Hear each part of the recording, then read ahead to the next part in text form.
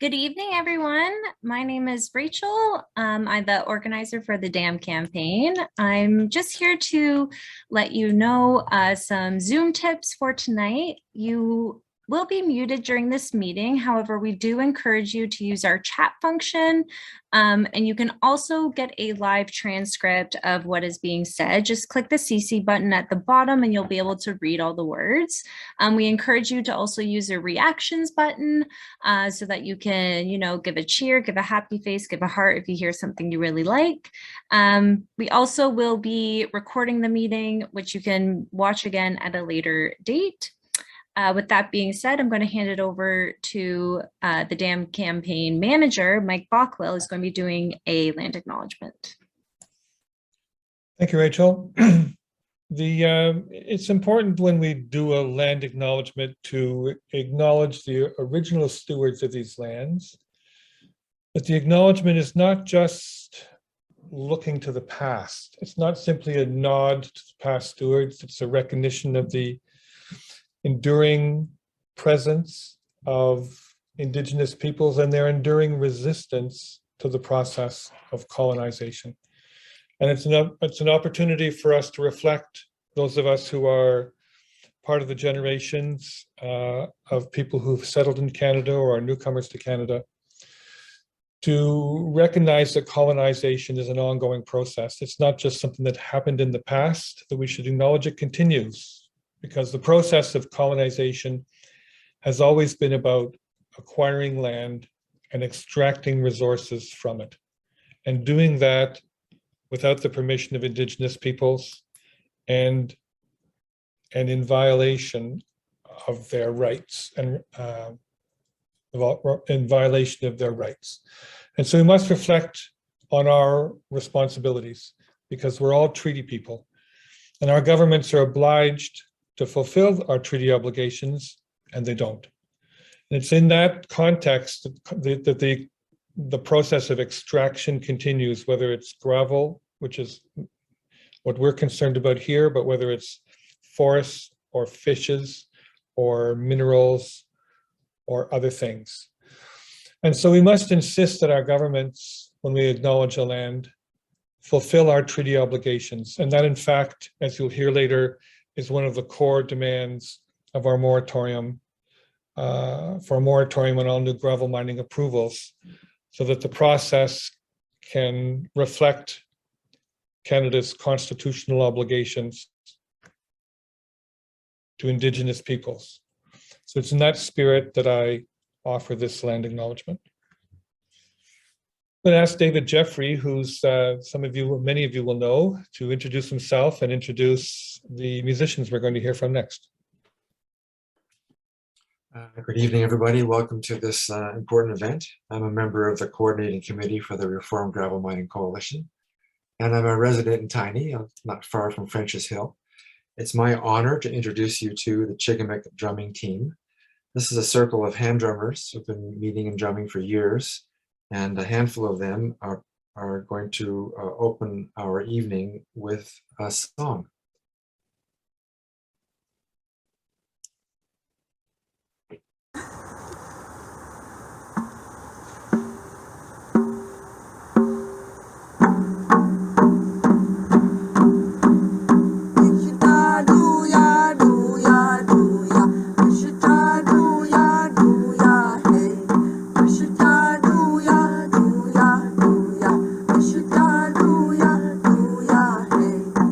Shut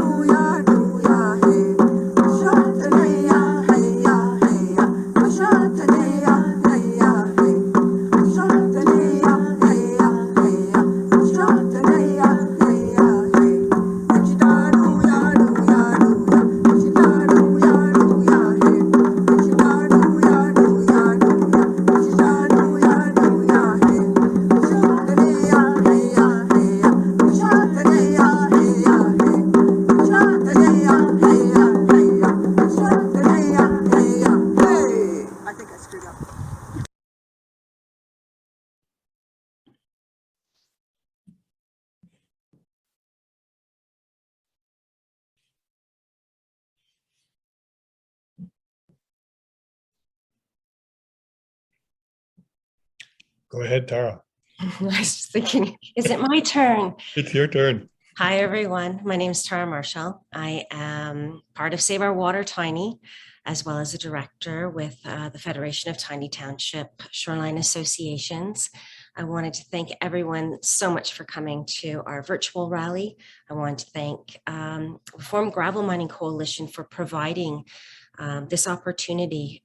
So important. It's everyone who's been to one of the virtual events, just say how impressive it is. It's so nice to have a larger organization bring all of our grassroots organizations together and stand up and fight for what we need to fight for. All right, it's great to be here, and it's great to be able to work together like this, because it's only in working together with all the groups around the province that we're going to make progress in reforming gravel mining in Ontario.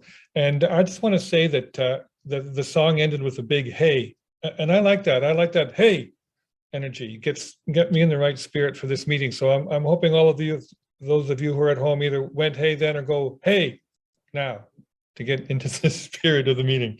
So there's an agenda on the screen in front of you. We're going to have a series of speakers. Donna just said, hey, thank you, Donna, in the chat box.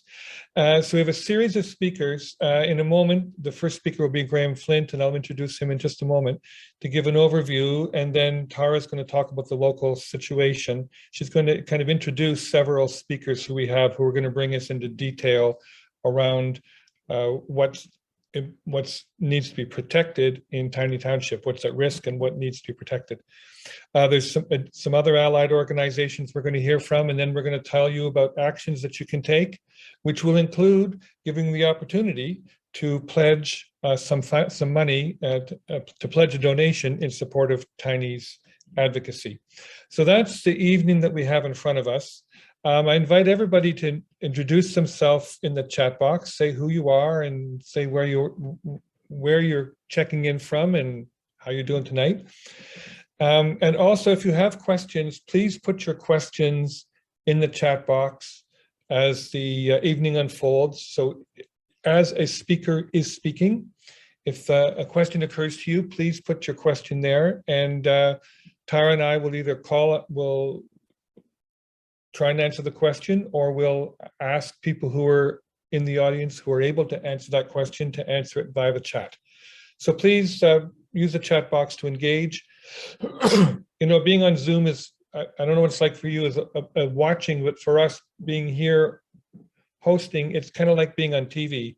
You know, there's an audience out there, but you can't really hear them, but the chat box helps. So please, as the meeting's going on, use the reactions at the bottom to give us a thumbs up, or to show your love for the speaker, or to laugh if something is funny, or whatever it is you want to do so we can connect and know each other's here. So I see some people are starting to introduce themselves. Thank you, Sean and Mira and Aaron and Donna, and I hope others will as well. I just want to do a little shout out to Laurel Grace, by the way. Laurel lives in Burlington. She's been attending many of these, and she's camping at 50 Point Conservation Park right now and checking in. So Laura, you get some kind of award for being very diligent supporter. Our first speaker in a moment is going to be Graham Flint. Many of you may know Graham already. He's the former president of Gravel Watch Ontario. He'll tell you more about his background, but he led a successful fight in his community to stop a gravel application. He's been advocating for decades for reform of gravel mining. He's a significant source of knowledge and analysis, and he's a spokesperson for the DAM campaign. We affectionately like to refer to him as our DAM spokesperson. So our other DAM spokesperson is Sarah Harmer, and she's not able to be here tonight because she's a performing musician and she's on tour. And if any of you actually have had a chance to hear her and want to acknowledge that in the chat box, that'd be great. But we're going to start off with a 2-minute video, which we call the DAM Manifesto, narrated by Sarah. And then Graham's going to pick it up from there and give us an overview of the provincial issues. So if we can roll the tape, thank you. We're in too deep. For decades, The gravel mining industry has blasted, dug, crushed, and trucked across Ontario with apparent impunity. And we've let them. Year after year, the leaders we've given the job of protecting our province to have handed them the shovels and said, "Go, dig more. Go dig over 5,000 enormous sites in our backyards. Go dig out 13 times more gravel every year than what we use. Go destroy 5,000 acres of land a year and take up to 4.6 billion liters of precious water every day. Go destroy the natural environment and damage our communities while paying less property tax than some single families do. Go accelerate the climate crisis by feeding sprawl, highways, cement production, transportation, and other massive causes of greenhouse gases. And finally, go do it all without any consent of First Nations, as our Constitution says you must. It's already too late for some communities. Those who bravely fought the impossible David versus Goliath battles, they rarely had a chance to win. This multinational, foreign-owned industry is so unchecked and self-regulated and so deep-pocketed that the moment you try to stop one site, another appears somewhere else. So we're not going to do that. Instead, we're going to say enough. No more new sites, period. We, the people of Ontario, demand that our government impose an immediate moratorium on all new gravel mining approvals until an independent panel can chart a new path forward. One that will honor First Nations treaties and obligations, prevent more climate destruction, protect groundwater and farmland and endangered species, and give the communities dealing with these sites more say in how land use is decided. Sign the petition to demand a moratorium now at reformgravelmining.ca.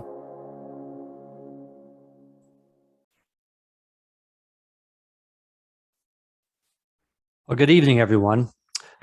It's a pleasure to be with you, to join you here tonight. As Michael says, I've been battling gravel, it seems like forever, but it's actually only been about 2 decades, about 17 or 18 years. And I can tell you, I've been aware of the situation that's happening in your communities for several years now, and it truly is tragic. Yeah, I'll come back to this before I conclude my remarks, but it's an example of how the industry is absolutely out of control.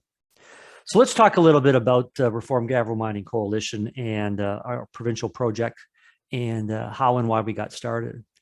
As explained already, gravel mining is an issue that's temporal and local. It's temporal in the sense that until it comes, you don't really think much about it. It's local because if it isn't in your community, you don't really think much about it. But the reality is that a couple dozen communities every year will be faced with the threat of an aggregate mine, of a gravel mine in their community. Next slide, please. And the reality is that these gravel mines, they're not benign. They destroy the natural environment. There's nothing left at the end of gravel mining. It's a moonscape. Any living life or plant matter is destroyed. As they're operating, they're noisy, intrusive industrial activities. It's inherent. Transportation issues, noise issues, dust issues, water issues, which is the key of, I think, the concerns in your community. Every gravel mine uses copious amounts of water, and we need to be minimizing these. The problem is that we've got a policy regime in Ontario that allows these things to be maximized rather than minimized. As the video says, the Ontario provincial government has given out the permission to the gravel mining industry to mine 13 times the amount of gravel we actually use. And this has led to a proliferation of gravel sites across Ontario, 5,800, depending on the way you count them. They cover a landmass about 330,000 acres. That's the size of Toronto times 2. It's a huge amount of land that's scarred and damaged by gravel mining in Ontario. And this gravel mining is consistently increasing. The scarring of Ontario is increasing year over year, decade over decade. In the last 15 years, the amount of land that's actually been scarred by gravel mining has gone up by 20%. And what makes those statistics shocking and concerning is the fact that the amount of gravel we actually use has remained pretty well consistently the same. It's about 165 million metric tons per year that we use. It goes up and down by about 3 to 5%, but it stays about the same. And in fact, if you look into this century, the 21st century, and you look at the first decade, the year 2000, 2010, we used about 168 million metric tons. But from 2011 to 2020, we used about 157. So it actually went down. And why I like to bring that statistic up is because during that time, Ontario's population grew by about 25%. Now, the industry will always tell you, oh, Ontario's growing. We're going to need to, we're going to need to have more gravel. We need more gravel mines because Ontario's population is going up. In the last 2 decades, the amount of gravel that has been used has actually gone down, while the population of Ontario has gone up by 25%. So gravel is out of control. The gravel mining industry is absolutely out of control. Next slide, please. So what are we proposing we do about it? The solution is to put a moratorium, a temporary stop on new gravel approvals. I love to use the analogy of the overflowing bathtub, right? If you have an overflowing bathtub in your house, what's the very first thing you've got to do? Turn off the tap. Yes, we're going to have to deal with the water spilt on the floor. And yes, we're going to have to think about bailing the tub. But the first thing you do is turn off the tap and create the space and create the conditions to allow us to chart a new path forward. Our recommendation is to convene an independent panel that has representation from the Indigenous community, from municipalities, from local communities, from environmental experts to look at how we could do this differently. There isn't an organization we have spoken to in all of our activities that says that we think we've got gravel figured out, that it's working in an optimal way. Even the industry will tell you it's not working to their delight, but we don't want to solve their problems. We want to solve ours. And we need to chart a new path forward. And the statistics I just spoke to you about, 13 times 300,000 acres of land, 5,800 pits on the ground, that tells us we have enough gravel. The other thing that tells us we have enough gravel is all the dormant sites. Drive across Ontario into gravel intensive areas, and you'll see sites all the time that are not being used. The community of Wilmont this spring finally said no to an applicant coming in wanting to put the 8th pit next to a cluster of 7 that exist already. And their own planning report, the proponents for the 8th pit, said that the existing 7 were producing about 10% of what they were licensed to. Yet he wanted to get 100 acres of agricultural land with a whole bunch of source water protection features on it and turn it into an 8th gravel mine. It's ridiculous. God bless that community for standing up the way they did, and congratulations to them for convincing their municipal council to say no. Tremendous situation, but that's what needs to be done. We need to put a pause. We need to find a new path forward. So how have things been going? Next slide, please. Well, I'm really happy to say since we launched in January, we've had some tremendous success. One of the areas that has just really given us some confidence is the success that we've had with municipal councils. Local municipal councils across Ontario have all passed motions saying we need to support the moratorium. We need a pause on gravel mining. And it is fascinating. I've had the pleasure of doing a number of these presentations to the local municipalities, and to a man and woman as the elected representations of these communities, they are frustrated with the gravel mining industry. You heard in our intro the soundbite that says they're not paying their fair share of taxes. There are 100-acre gravel pits that pay less taxes than a single-family home in a community. That's ridiculous, absolutely ridiculous. It has bubbled up now and it's in front of the courts. But this has got to stop. This is an example of how we've got to stop this proliferation of the mining industry that we have in Ontario. The campaign itself, we're up to over 5,800 individuals that have signed the petition. In fact, when I checked earlier this week, we were almost at 5,900. So we may be pushing that boundary. If we haven't yet, please go to reformgravelmining.ca and click on the petition button in the upper right-hand corner and sign us and see if you can get us over 5,900 if we haven't got there already. Check on the media link and look at some of our media coverage that we've had. We had a couple great articles in the Toronto Star. We've had a number of community podcasts done. There's clearly a bent up concern around gravel mining that this campaign has been able to connect to. And it's just fantastic to see that support. But we're at a momentous point in Ontario right now. We have a provincial election coming up, and the provincial election is aggregate mining, gravel mining is primarily a provincial concern, and the province has controls over it. Next slide, please.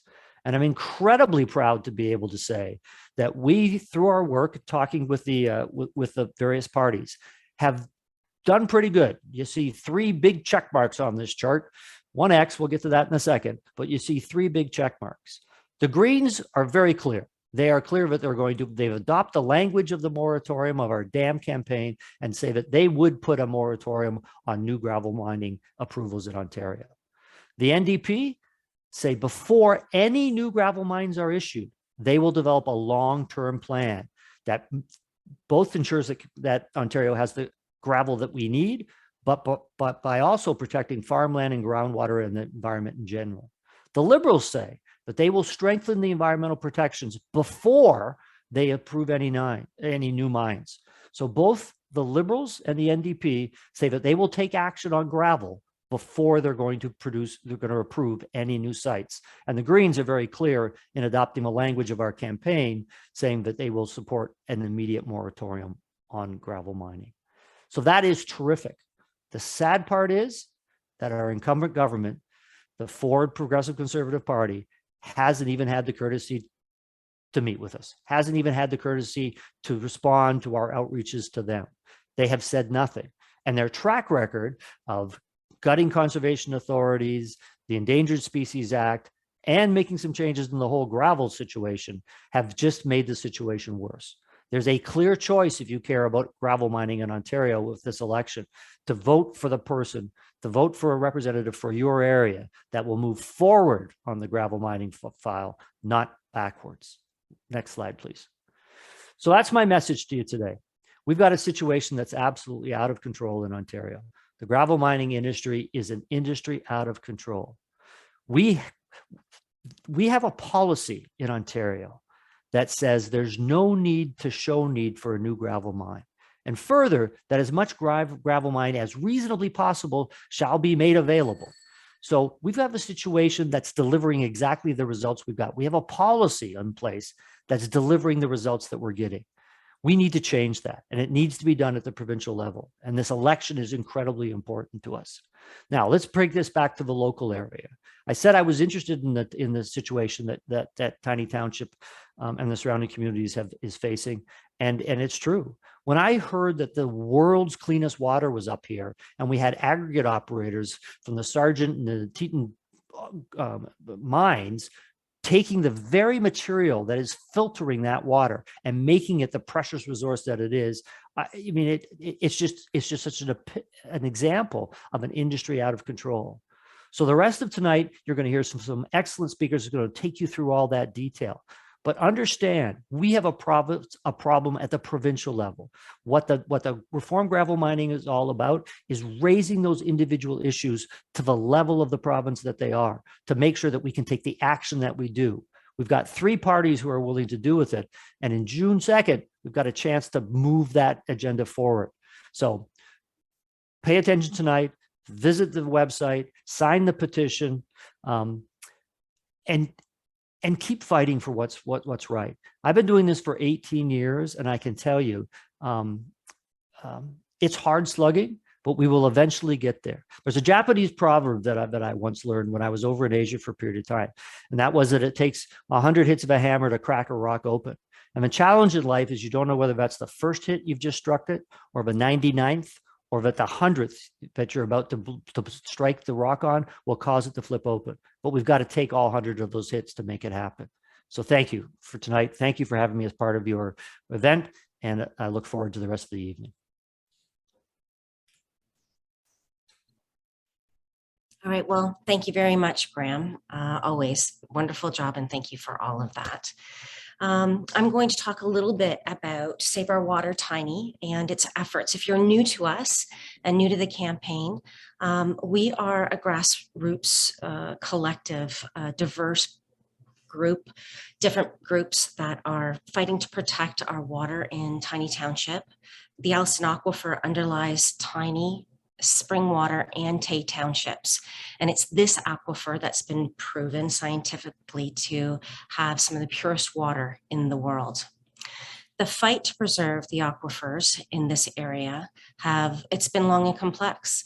It's involved many groups, farmers, First Nations, concerned citizens, shoreline communities, scientists, all trying to persuade various levels of government to protect the extraordinary groundwater from this aquifer. The first stage of the fight actually culminated in 2009 when we defeated Simcoe County's plan to put a garbage dump directly over the aquifer at dump site 41. Many of you may recall this battle. It was a David Goliath battle, got lots of news coverage. We had some wonderful support there. And it was ironically right after that triumph of getting that dump site stopped that the silting of local springs, wells, and what else? You start to see silting, and it was believed to be coming from aggregate operations on French's Hill. The coverage for the dump site, a lot of people just thought it was about the dump site. It never was. It was always about protecting the water. Initially, it was spearheaded by the local farmers. Then it got a broader support. There were walks for water. There were women from the Beausoleil First Nation of Christian Island. They set up a summer-long encampment at the farm that was next right to the proposed site. We had well-known activists and local politicians also came to rallies and supported the cause. So tonight, we're going to talk about why our water needs protecting. You're going to hear from a few people speaking, but briefly, the gravel companies, so we're talking about CRH, who has the Teton pit, which is on top of the aquifer. It wants to expand its operations northward. And they've also just received a renewal for the permit to take water. At the same time, another company, Sargent's, it wants to open 2 licensed pits. It's over the same aquifer as well. And it includes one that has a permit to dig below the water line, or the water table rather. An extreme threat to contaminating that water source. Once that water source has been contaminated or depleted, it's not something that we can fix. Once the damage is done, it's done. This aquifer also supplies the water for at the Elmville kiosk in Elmville. Many people, you may know it, come and get their water for free from this flow area. And it supplies the water for much of North Simcoe. This aquifer and the kiosk are within the territory of the Anishinaabe, who have not consented to the removal of gravel here either. So this evening, we will hear from a local resident, Bonnie Posey, who will tell us her story. Many of us are familiar with Bonnie.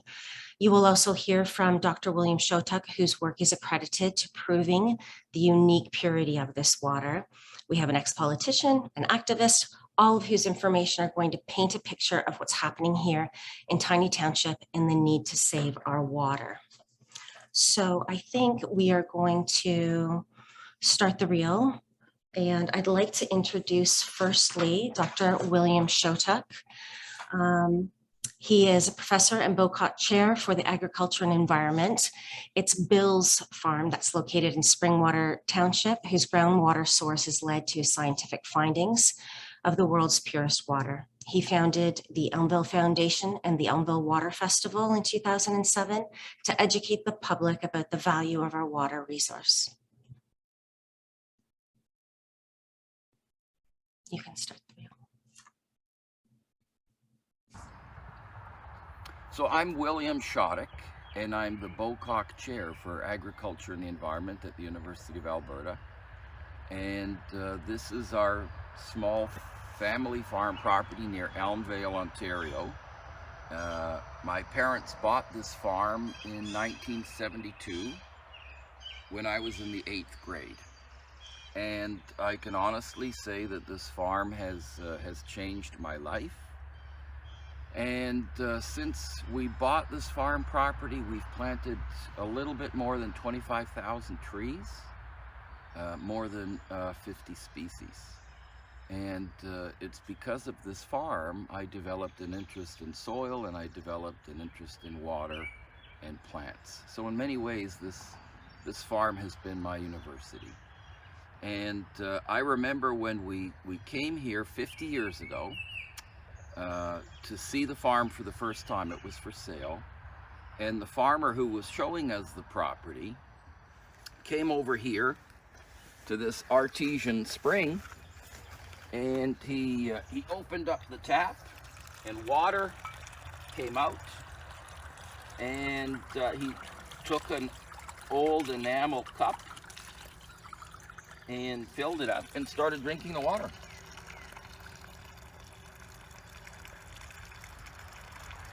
Ice cold, crystal clear, delicious water.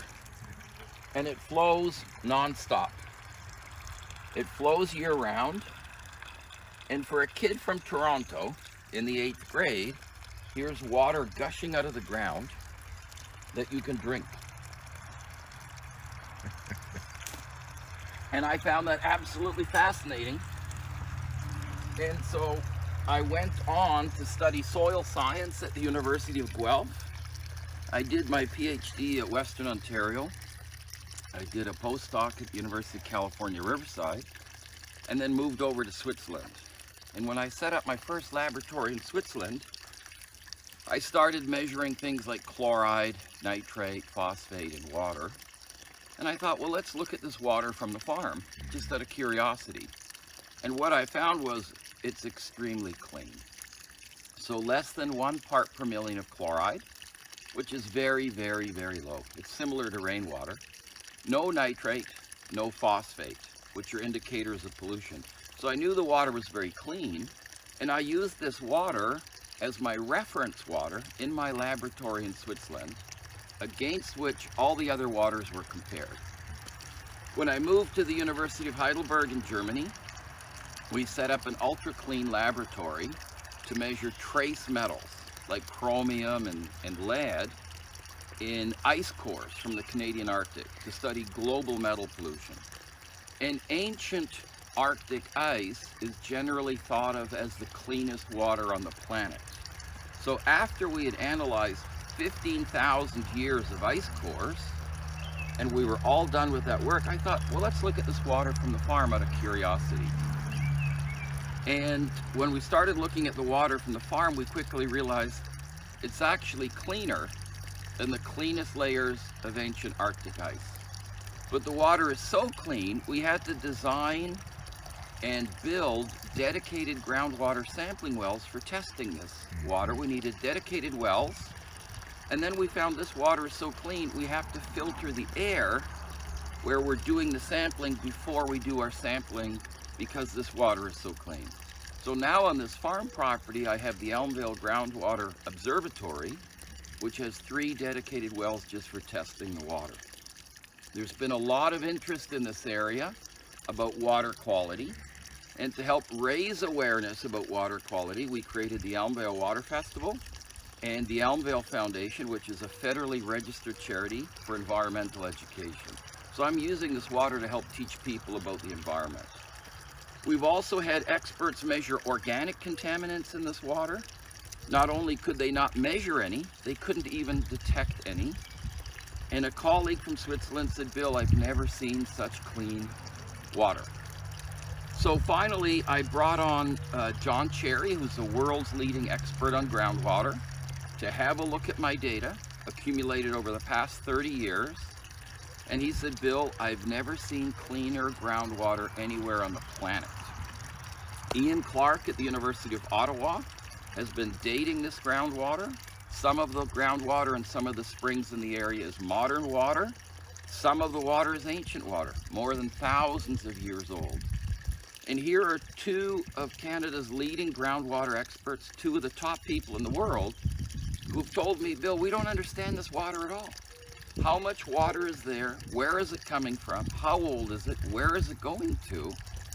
If the world's leading authorities on groundwater don't understand this groundwater, how can people in the area that are extracting aggregate or otherwise impacting the environment, how can they claim to know that they're not having an effect on the water?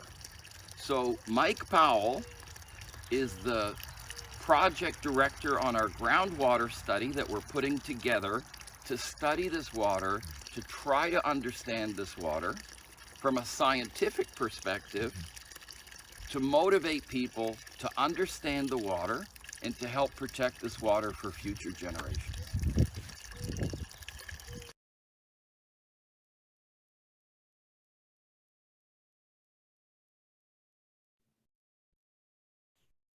Thank you so much, Bill. That was wonderful. I'm so glad. I was mesmerized by listening to the water run the whole time. Agreed. I don't know if he did that. I mean, clearly he did that on purpose, but that was very connecting to be listening to that water in the background the whole time he was talking. That was quite something. And to be at his farm. Yeah. Definitely. Our next clip that we're going to show, our next segment, is from Bonnie Posey. It should be easy to introduce Bonnie, but there's so much to say. Her voice and story really ignited the fight to save our water. Bonnie and her husband, Jake, were one of the first people to notice the silting of their wells, and they hired specialists a specialist in water resource as well as contamination issues, Wolf Rutland, to come and perform a study. So I'm sure she'll be talking a little bit about that in her clip. And his findings were quite damning. So let's see what Bonnie has to say about the current situation.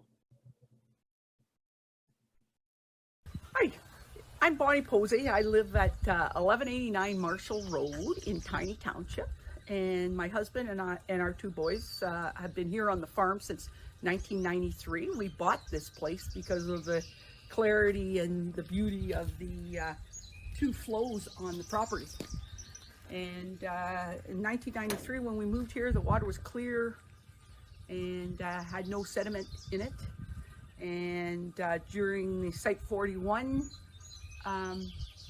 battle, because we were within the 3-kilometer radius, our water was tested on a regular basis. Right. So there's good data and good science that this was very clean and very pure water.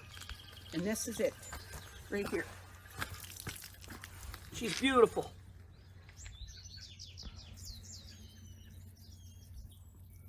So this water's been tested. It has sufficient data behind it to quantify and qualify its purity. 2008, just out of the blue, it started. A clay silt was coming out of this and filling our well, coming out of our taps, causing us lots of grief. And our land had about 4 inches of water everywhere on it. And it wasn't only us, our good neighbor Steve Ogden, he was also flooded out. We went to the township with our concern, and we were dismissed. The flooding lasted for 3 or 4 days, and then Steve brought it to our attention that Beamish aggregate, which is in the Teton pit, was excavating a large amount of water, was mining a large amount of aggregate for Atlas blocks. They had a contract with them, and they had started washing gravel. So the only thing that had changed in the area was the aggregate mining in the Teton pit. Yeah. And it doesn't matter who the company is, whether it's Beamish, whether it's Dufferin, whether it's Sargent's, the volume of how they were doing their work and in the manner that they were doing their work was impacting our wells. And we did a little brief well survey, and there was other neighbors that also had silt in their water. So in 2012, this continued till 2012. I made lots of contacts with the pit owner, the MOE, and the MNR. And sadly, I was dismissed. There's a lovely trail of emails. It took, we hired an environmental lawyer, Diane Sachs. She told us we needed a hydrogeology report. We hired Wilf Rulon. He did a hydrogeology report in 2015. Finally, the MOE and the MNR decided to visit. At that point in time, Beamish decided to sell their property to Dufferin. That water taking permit was transferred. On the very water taking permit, it says that this is non-transferable at the time of sale, and yet it was transferred. Dufferin has never stopped a day of extracting water and washing gravel since they purchased that land for whatever reason. So I really don't understand all these policies and the water taking permit. I'm not sure that it's worth the paper that it's written on, because there's nobody enforcing it, and there's a whole underground sort of approval business. Anyways, they did reapply for their permit, and we made a big effort at, what's that word when you,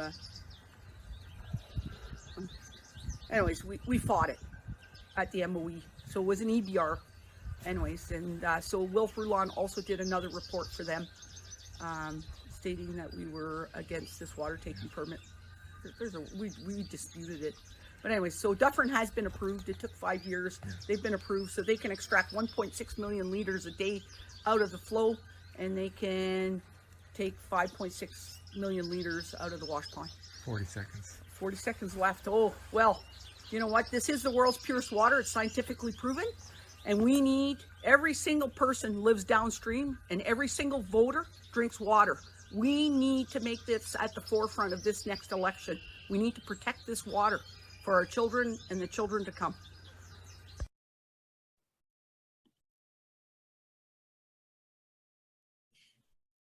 Boy, Tara, I'm from out of town, literally, and I'm impressed by a couple of things here. I'm impressed by the history that you started with Site 41, and there's just a long history of protection and resistance to protect that water.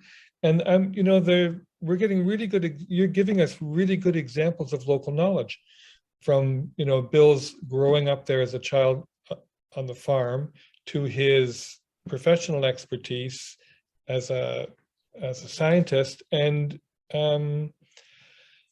Bonnie's lived experience. I mean, I just think of what Bill said. You all know a lot about this situation, and a lot more than the company does, and probably a lot more than the Ministry of Environment does. I wish some of our attendees, I wish this was a Zoom that could be, have more collaboration, because the voices, so many of these people, I feel like have been fighting and standing up for this aquifer, standing up for the water, trying to have various governments take notice. I fear that this evening I will be really simplifying and minimizing the work that's gone into it, and the importance of it as well. Well, you're painting a vivid picture, though, Tara.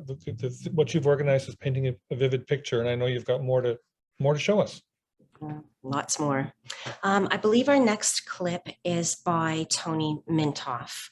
Tony, many of you know, was a councillor on Tiny Township, and he consistently stood up for the Save Our Water campaign. It's very difficult to be in a position in a municipal government and be really, really fighting and not making headway. And Tony always was there. He's still showing up to this day to our rallies and here at our virtual rally. So let's listen to what Tony has to say. Good morning. My name is Tony Mintoff. I'm a former councillor with the Township of Tiny. Unfortunately, I felt the need to resign my position before the end of my term. One of the reasons I felt that I had to was the frustration that I had with the situation regarding our local water quality and the decimation of French's Hill. Sadly, permits have been issued to extract and wash gravel from this site by two large corporations, and unfortunately, While all of this is happening, scientists have taken a great interest in this particular location because the aquifer below this gravel extraction is producing the purest water they've ever seen from anywhere in this world. What they have asked us to do is to try to allow them the time they need to conduct the scientific study that would help them to understand what it is about this hill and the geology that provides this natural filtration system that they've never seen before. A group of well-renowned water scientists are currently preparing to conduct a survey and an investigation of the French's Hill filtration system in order to better understand how this water ends up being so pure. Unfortunately, while they're putting together the terms of reference and getting the necessary approvals to conduct this scientific study, gravel extraction operations continue to be conducted at the site. And in fact, the existing permits are permitting the two large corporations to not only extract the gravel and wash the gravel, but they're actually allowing them now to extract gravel below the water table. I can't help but believe this is going to have a detrimental effect on the quality of water in the future. The province has not listened to us to this point, and permits are continuing to be issued, not only here, but throughout the province. This aquifer and natural filtration system is unique. These water scientists have never seen anything like that anywhere in the world. They need time to study it. They need time to investigate it. They need time to understand what makes it so special. What we need to do is provide them with the time to do that. There is plenty of gravel available throughout the province to meet our current and future needs without risking the quality of this water and the ability of French's Hill to continue to produce world-class quality water.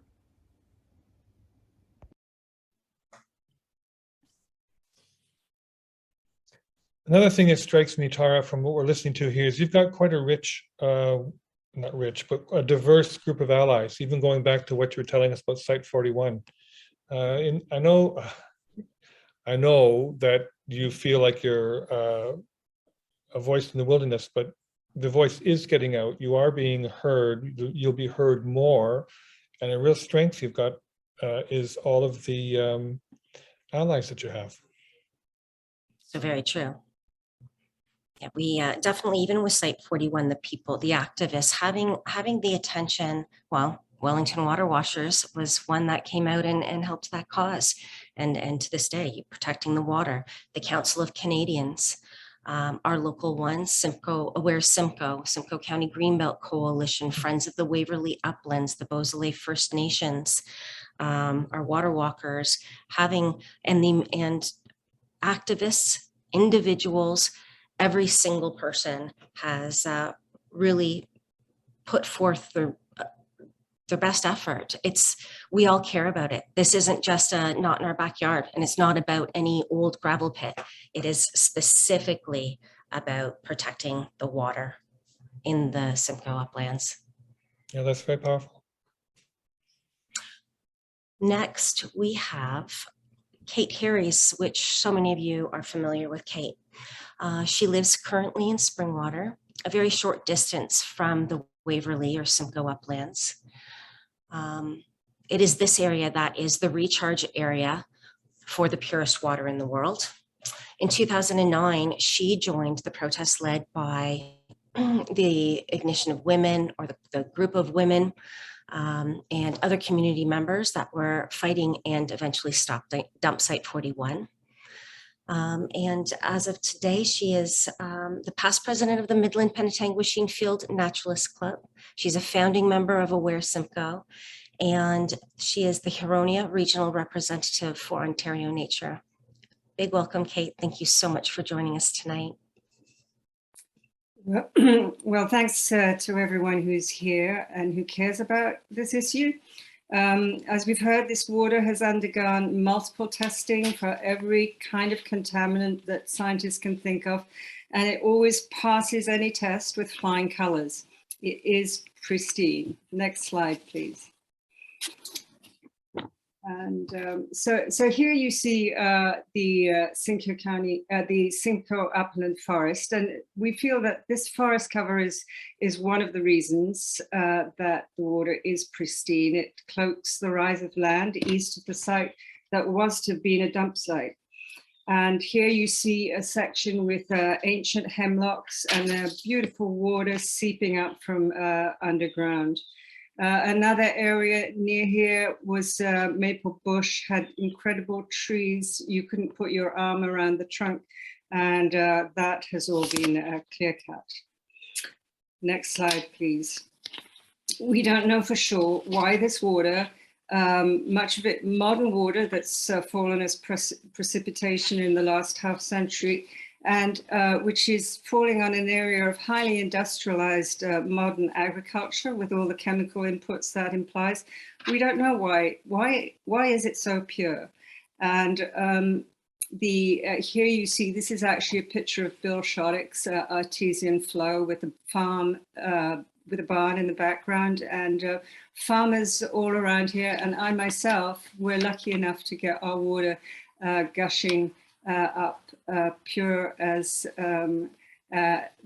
nature intended from the ground like this. Fortunately, while we know it's pure, we don't know why it's pure. That's a geological question. And so we have a group of top-level scientists who want to do a study to determine why is this water so pure. But what we don't know is, will the water still be there for studying? We have not been well represented by our local municipality or county government or the province in trying to protect the water.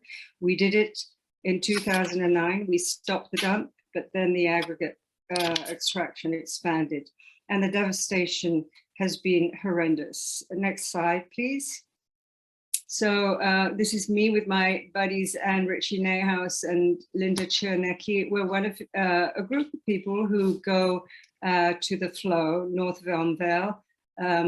We haven't done it this year yet, but we went last year every year and every week, and we'll be doing that again. And we talk to people, we spread the word. Linda's handling some money there, and that's one of the ways that we're helping to raise funds for the, the legal battle that lies ahead. Next slide, please. This is the devastation that we're trying to deal with. This is what has happened to that beautiful forest, not that particular spot that I showed you earlier, but near it, as the aggregate operation clears and cuts trees, punches whole roads through the forest. And it feels like a punch to the gut when you go to areas that you know were utterly beautiful. And now it's a horrendous sight. So one of the ways that we're bringing our message to the public's attention, one of many ways, is a petition on the House of Commons website. It's petition E3867. If you go to the House of Commons petition page, Google Simcoe Uplands and it'll come up. We have 1,500 signatures, which is not nearly enough. This water is a national treasure, a global resource, but current legislation is not adequate to the task of protecting something that's exceptional, current provincial legislation. So the petition asks the federal government to work with the province under the Canada Water Act to preserve these waters for future generations. So we hope you will sign it. Here's the number, E3867. Thank you very much.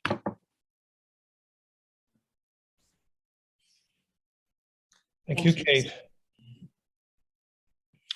I just wanted to draw attention for a moment to a comment from Janice Gamble in the chat box. And Janice is up in Algoma Mills, as she says, and she's part of the North Shore group that's fighting a quarry up there. But she says that they're seeing newspaper articles about Tiny's water up north in their community. So, you know, the word is getting out. And, you know, I don't know how many of you remember Dr. Seuss and Horton Hears a Who, but the ultimate thing is eventually it can reach a crescendo that makes it impossible to ignore. And I connect that to the comment Graham made earlier about needing to hit a rock 100 times before it breaks. And so everything you're doing is positive. There's no guarantee you're going to win, of course. We can't guarantee that, but we say that if you don't fight, you can guarantee you're going to lose. And you are putting on a terrific fight and a terrific representation of the issues for your community and many others. So thank you, Janice, for those encouraging words. And I think maybe the next thing you're going to introduce, Tara, just shows how much attention you're getting and raising it to a provincial level. So over to you. All right. I would like to introduce Margaret Prophet. A lot of us know of Margaret. If you are at the emergency climate crisis rally this weekend at Queen's Park, she was speaking. She is the executive director of the Simcoe County Greenbelt Coalition. With other environmentally minded individuals, they created the Simcoe County Greenbelt Coalition in 2015, I believe. The focus of this coalition is to protect our water resources, and the first step to do that would be through expanding the Greenbelt. So please welcome Margaret.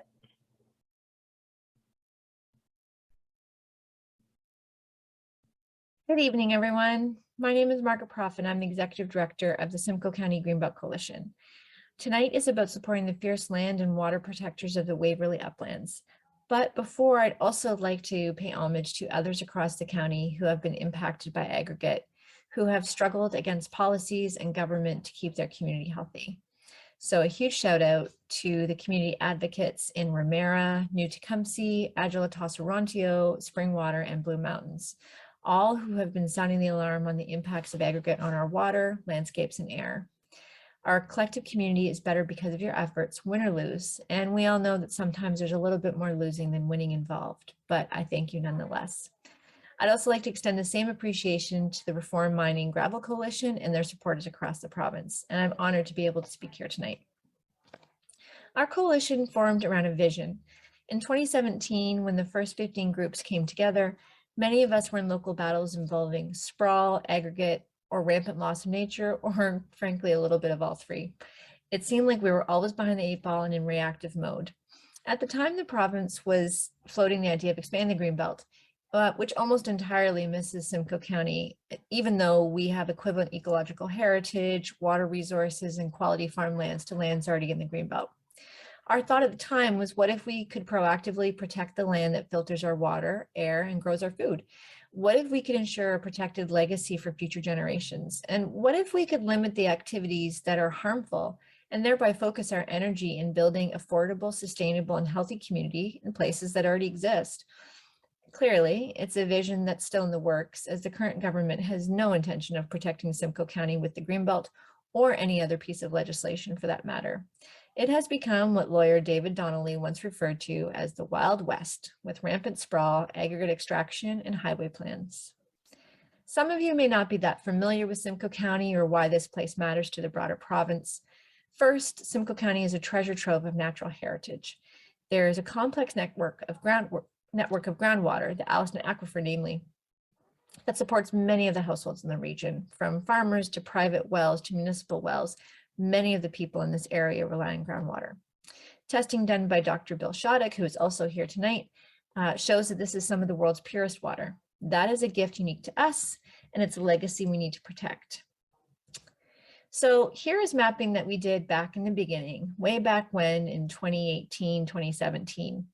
We used existing data from source water protection and ministry documents to outline the network of our water system. So we included the recharge areas, the moraines, the rivers and streams, the highly vulnerable aquifers, and the wetlands. These aren't separate components, although we've colored them differently, and you can see the key there. really how we need to look at them as an interconnected system that all must stay healthy and all must stay connected in order for us and for nature to live. And we kind of thought, well, what would happen if we took this water network, because they're all equally important parts of the same system, and we colored these systems blue? Well, this is what you get: a very, very large blue network of water resources. But also within this network and surrounding areas, even if they're not in the blue, is nature.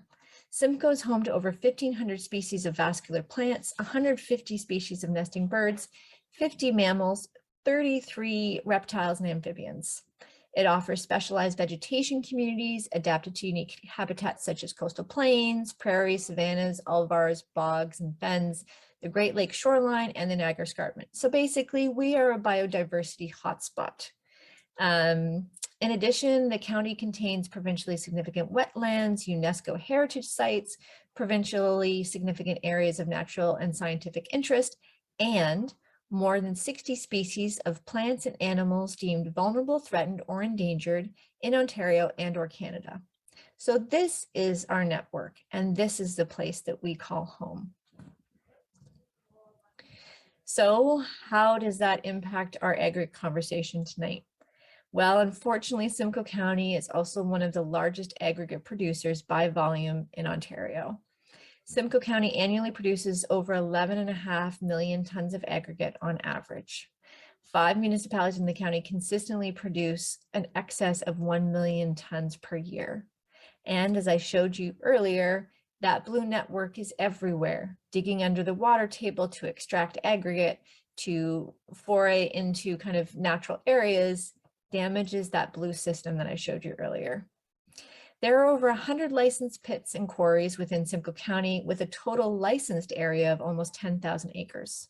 It was estimated by the Ontario Geological Survey that Simcoe County has a potential unlicensed resource area of 6,000 acres just for sand and gravel alone.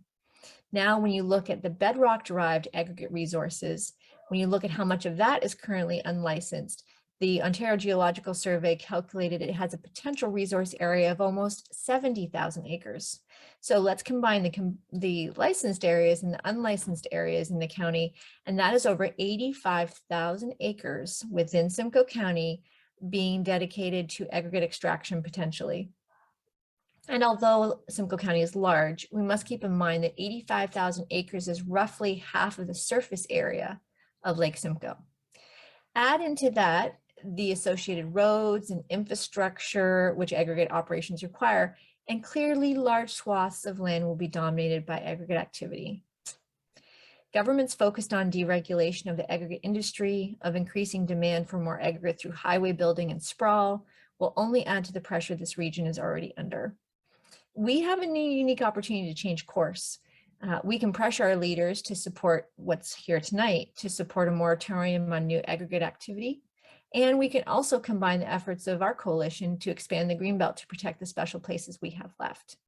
Both actions will have significant impact, positive impacts on our future, both regionally and beyond.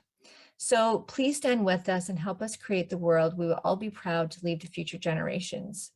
My sincere hope and support for the Waverly Uplands Group, for the Reform Mining Gravel Coalition, and all the supporters here. May we all build a world together that includes responsible aggregate mining and protected places. Thank you. Tara, those numbers are staggering. Those numbers are staggering. I just put in the chat box too, by the way, just breaking news: Blind River supports the moratorium, and Rhonda Kirby led the delegation from up north and North Shore, and she's on the call. So shout out to Rhonda for your good advocacy. Yes. Tara, I think Mike Schreiner video is next. Is that right? It is. Right. We had mentioned provincial, and I kind of went to Simcoe County instead. So next is Mike Schreiner, leader of the Green Party. As an individual, whether it's through his voice or his presence, Mike has always stood up for the water in Tiny. So from us to him, thank you, and his clip's next. Hi, I'm Mike Schreiner, leader of the Ontario Green Party. Ontario Greens will immediately implement a moratorium on new gravel mining and the expansion of existing gravel mines in order to protect our water, our farmland, and the places we love. We have to stop Doug Ford's sprawl agenda. There is a direct connection between gravel mining, highway construction, and the climate crisis and threats to our water. We need to build an Ontario where people can live, work, and play in the communities they love, where they don't have to commute long distances in expensive, soul-crushing commutes that require more gravel mines to build and pave over the places we love. We have to put a stop to it. That's why electing more green MPPs is so important.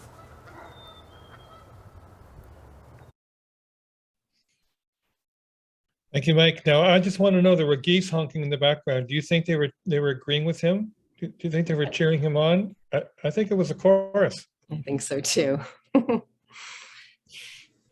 Yeah, it's interesting. Mike has recently, and you'll see in a slide a little bit later on, he has attended an event at the water kiosk in Elmville, what we call the Flow. And he also joined us at our Queen's Park rally. So that was really exciting to have him as a speaker there as well. I guess it's back to me now for a little bit just to talk about Save Our Water. And I just wanted to circle back some of the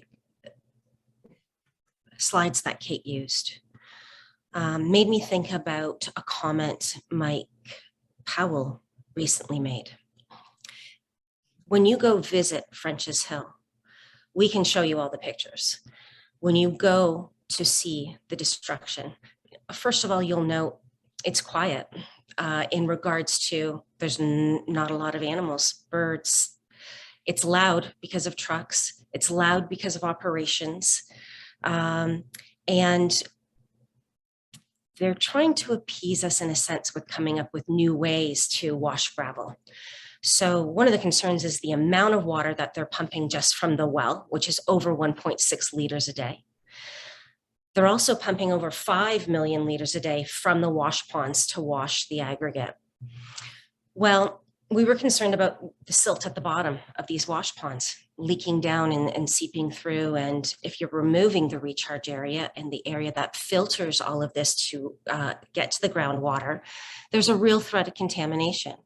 So Sargent's has instead, they've done a more shallow wash pond. In order to do that, they cleared 11 hectares of land. Flora and fauna decimated, it's gone. It's concerning as well, as we mentioned, that they have the permit to mine below the water table. And that's a very serious threat. So I just wanted to circle back to that because Kate's slides really did give you an image of the destruction that can happen. The last thing I'd like to say is you mentioned earlier, Mike, about all of the different groups that have come together. And Judith Grant from FoTTSA was one of the women who really spearheaded the challenge, the legal challenge that we are currently undertaking. We have dates set in October and in January and February. So right now is a pretty critical time in the whole fight for the water. I can't recall what else I was going to say about that, so I'll pass it for now. We need to understand, oh, I know what I was going to say, the movement. It's not just FoTTSA. When you have one organization with one cause, it's just a cause. You're fighting for one thing. What we have now, this collection of grassroots organizations that are supportive, we have a movement and it's really gaining momentum. So I really hope that you'll take advantage of signing that petition. We need a lot more signatures. That date closes on June the 30th. And join the movement, hop on board, go to the Save Your Water Tiny website, and everything you need to know is there. So thank you to all who do contribute and who've attended tonight's event. and hope to see you in the future. We're not wrapping up yet. I know. All right, you had that sort of vibe that like we're done, but we're not quite done, right? No, we are not. Because we're going to take more action. You've been taking action. You want to take more action. I think you're really important what you said about this being a movement, and it's a local movement. But as you're seeing by the people who are here tonight, who are connecting from other places, and through your participation in the dam campaign, there's a broad movement to protect water. And it's even more important as our understanding and awareness of the climate crisis becomes deeper. Water is precious, precious, precious, and we must protect it at all costs. Now, I think there's a slide we're going to see about how to take more action, if I'm right. Here we go. All right. So there's a petition, and the link was shared, pardon me, the link was shared in the chat earlier, and make it shared again. You can put up a lawn sign, and I'm hoping somebody's got a link to how to get a lawn sign that can go in the chat box as well for people. If you already have a lawn sign, you can say so through the chat box so we know that people have some. You can follow Save Our Water on social media, and I think that the Instagram and the Facebook and the Twitter links are all in the chat box. The petition link is there again. Excuse me. And these are things you who are here tonight can do. And these are links you can share with your groups. So for example, the House of Commons petition is really important. We heard there's 1,500 signatures so far. I know Rhonda and Janice from the North Shore, you could share that to your contact list. There are other people here from other groups. Laurel, you can share that to your contact list.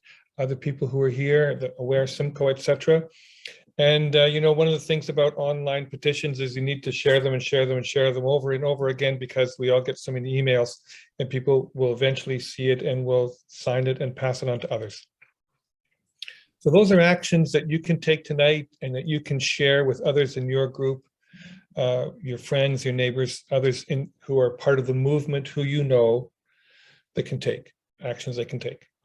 The other action you can take is to make a donation to the Save Our Water Legal Fund. And I think in the chat box, we're going to see that donation link. And we're actually going to try and do a little bit of fundraising right now. And in a moment, I'm going to ask people if they'll make a pledge to the Save Our Water campaign, to the legal fund, the Legal and Science Fund, really. And your pledge, you can fulfill the pledge at your leisure, as we like to say.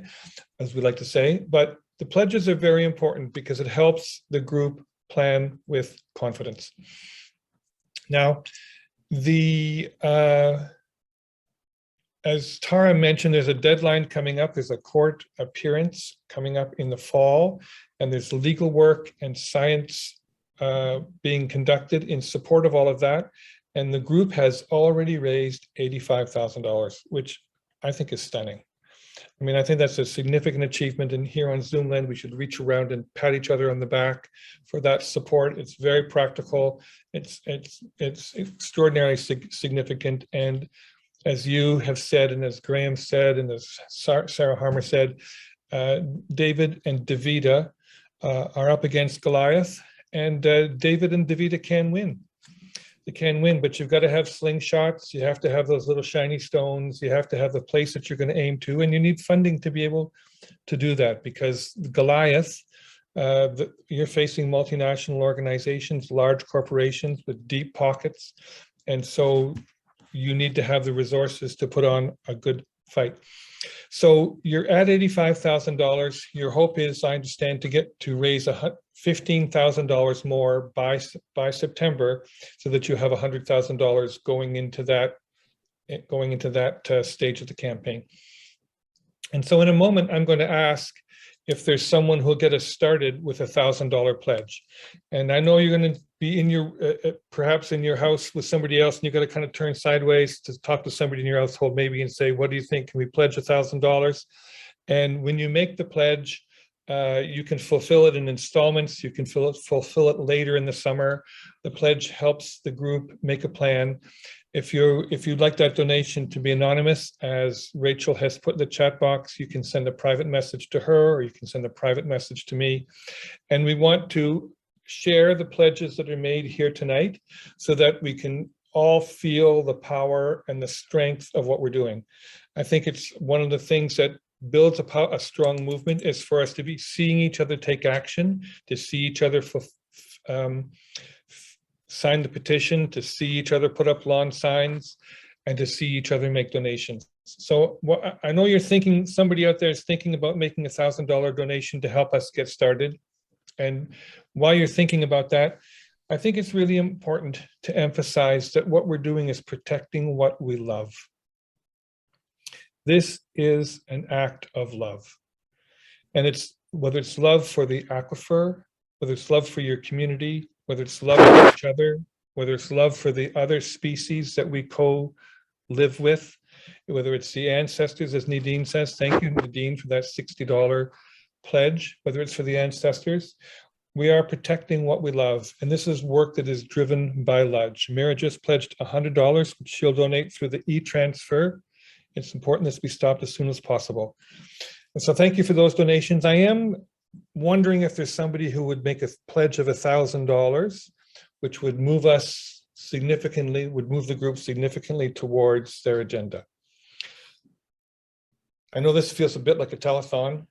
I know if we were in a room together, we could feel the energy and look at each other and see who's thinking about this. It's all harder in Zoom land. And David Jeffries just made a pledge of $500. So thank you very much, David. That's a terrific pledge. Is there somebody who will match David's pledge of $500? Tara, this is where, as I look into the TV screen and look at somebody else, so there you are, Ashley and Patrick have pledged $1,000. Thank you, Ashley and Patrick Arkeveld. Thank you, thank you, thank you. And Donna will match David's 500. So that puts us at puts the group at $2,000. So they've gone from 85 to 87. And we're seeing how much we can help the group know that they can reach there. Judith Grant says she'll pledge $500. That's terrific. So we're at 3,000. And the Blue Water Community Action Group will pledge 500. 500 is a good number for us tonight. So that's $3,500. So that's got, so you started at, the number you said was 85 that you had to start, right, Tara? So 85 plus 3 is 88.5. So $1,500 more would get us to 9,000. So I don't know if there's anybody else out there. Aaron says $500, don't tell my husband. Okay, we're not telling any husband about that donation. That's $4,000. I'll try to keep a straight face, Tara. I'm trying to do a good job here. You'll have to do my laughing for me. And oh, look at Donna. Donna's then just donated $500 more to bring it up to $1,000 total. So that means that we're at 89.5. So another $500 donation would get us to 90,000. And another way to get there is with 2 donations of 250. So I'm wondering if there are 2 people, 2 households out there who would each pledge $250, which would get us at 90,000, pardon me. I dropped a 0 there. Tara, didn't mean to drop that 0. That was blood, sweat, and tears with $10 donations and signs. So this is huge. Every little bit helps. Thank you, everyone. Really, every little bit helps. That's right. And Tara, while we're waiting to see, because people, they do need to talk, they need to think about whether they'll make a pledge of $250 or not. I think you're wearing a T-shirt that's got a slogan on it that we need to know. What is that? It says climate leaders don't build highways. And it was a fundraiser that Simcoe County Greenbelt Coalition did. I was told at the rally at Queen's Park this weekend by a gentleman named Ross that he said it was Adam's design rather.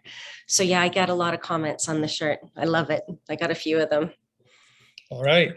So we're at $4,660 in pledges, which it gets us so close to your 90,000. And so I'm going to ask if there are people who would pledge $100. Now I think Anne Truyens will give $100. Thank you, Anne. And somebody else earlier donated, pledged $100. And I'm going to go back to the chat box so I can remember their name. Mira. Thank you, Mira. And Nadine, 60. So then, and an anonymous donation of $100. So that brings us to 4,800. So $200 more, and you'll be at 90,000, which I think is bringing you closer to being ready for your hearing in the fall. So I'm just going to, this is again, folks, like the telethon. I just want you to, there's farmland behind me, but I want you to imagine that there's raccoons and squirrels and skunks with little phones held up to their head, waiting to hear from you. Because Dave says $200 by e-transfer, Nancy says $50. So now we are over the top. So we're at 9,000. Pardon me, I'm a dyslexic of a certain kind here. It's 90,000 plus 50. So I think that's, maybe we'll pause there, Tara. Thank you very much for those pledges. You can continue to make pledges. You can continue to make donations. I think your goal, you've said, Tara, is to raise 100,000 by September. So this is a terrific step towards that goal. I hope it increases your confidence. Tara, maybe you want to say something to everybody about the contributions you've just received. Well, we can't say thank you enough. There's so many people doing heavy lifting, as you know, with grassroots sort of smaller organizations. It takes a lot. It takes all of us, and every little bit helps. These aren't little bits, though. This is our major fundraiser, and it's desperately needed. CELA, the Canadian Environmental Law Association, as many of you know, is doing a lot of the work pro bono, but we have hydrologists to pay and other scientists and other experts to testify for us. So every single penny makes a difference. I can't thank you enough. We are all grateful, all of us who are trying our hardest. And Tara, I think something that you've said that we want to share back with everybody is that you are part of a larger movement. And the work that you're doing advances advances the cause for everybody. And when you lift up the fact that you have the world's cleanest water in your community, it makes everybody in every community think how precious their water is, and think more carefully and more closely and more about how important it is, and that water is not to be taken for granted, and that water that comes out of the ground is clean and needs to be protected. So you're doing, everybody on the call tonight, people who can't be here tonight, all the work you're doing is lifting everybody up. Thank you. Well, thank you. Tara, I think we've incredibly, and Tom Weinstein and Patricia just pledged $250. So the pledges continue to come in, which puts us at 90,300. And the pledges may continue to roll in. So thank you very much, everybody. Tara, I think you're going to make some closing comments.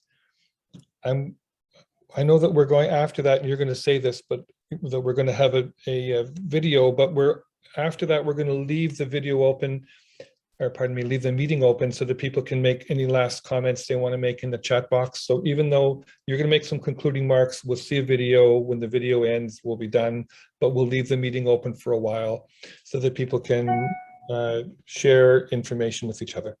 So over to you, Tara, for closing comments. Well, I just want to say thank you to RGMC for hosting this. It is an honor, truly. We're very thankful for all of the help. It's really nice to have all of our little organizations fight so hard. And we have a bigger one now that's helping us out, and it means a lot. We're being connected. The movement's growing in many different areas, whether it's aggregate, saving our water, climate crisis.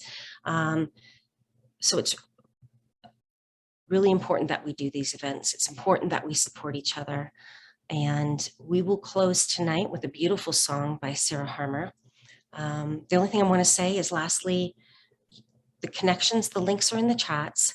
If you prefer to do an e-transfer, you can go to www.tinycottager.org. That's where you're being rerouted, I believe. And you can also do e-transfers if that's what you're more comfortable with. But I can't thank you enough, everybody. All of us are saying thank you to you who are fighting this fight. So again, have a good evening, and we'll see you soon.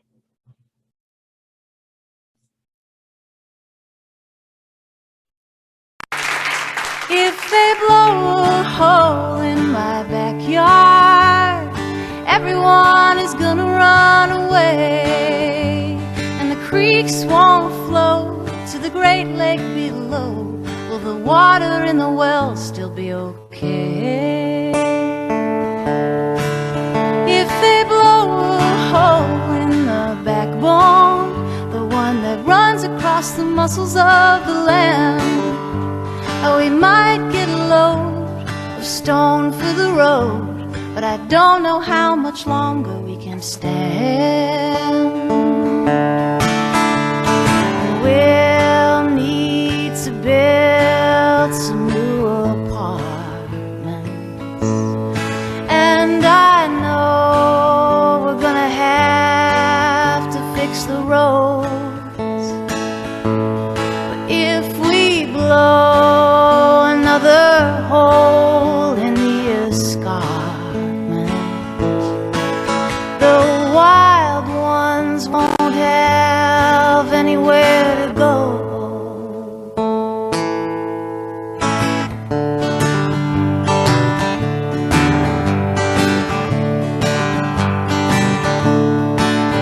If they blow a hole in my backyard, everyone is gonna run away, and the creeks won't flow to the great lake below. Will the water in the well still be okay? And we'll keep driving on the blind line if we don't know where we wanna go. Even knowledge that sound can get watered down. The truth can get sucked out the car window. The truth gets sucked out the car window. We're 2/3 water. What do we really need but sun and showers, soil and sea? We're 2/3 water. The aquifers provide. Deep down in the rock, there's a pearl inside.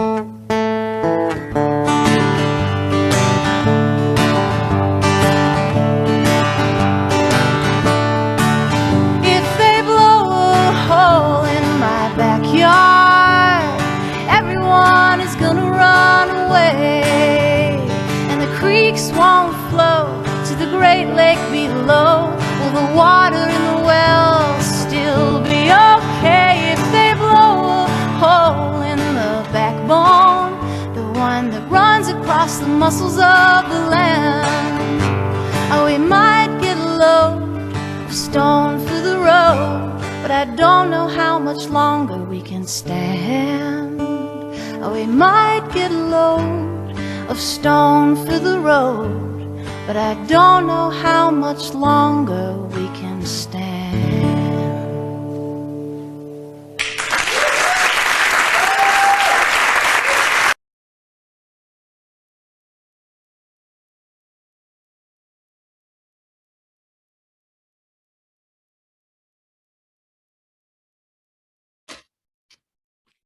Thank you so much to everyone who came tonight, and I hope you have a good night. And we're going to close the meeting now, and we'll send the recording out shortly. Have a good one.